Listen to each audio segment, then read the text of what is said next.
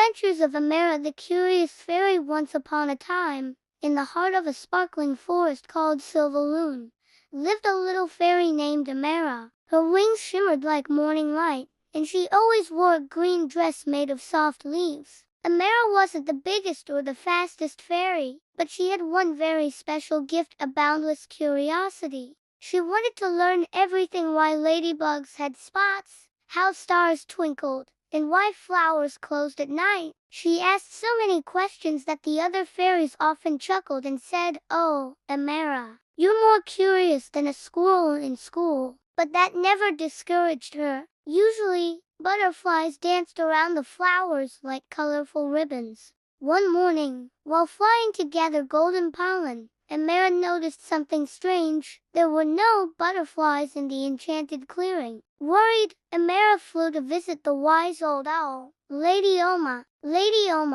why are the butterflies gone?" She flew from tree to tree, asked the ants questions, studied the flowers, and eventually followed a trail of sparkling dust. There, she found a strange net caught in the branches filled with butterflies. But it wasn't a cruel trap, it was an old collector's net, long forgotten by a man who once came to study the forest. She suggested creating a nature school, where fairies, elves, and animals could come together to learn how to observe, protect, and respect their environment. She became known as Emera the Wise Fairy, who proved that curiosity, when guided by the heart, could save lives. "That's a good question, Emera," the owl replied. "Follow your instinct, observe nature closely, and you will find the answer. Because of you, we are free." Emera packed her little backpack, a magnifying glass, a quill to take notes, a bit of honey, and a magical map.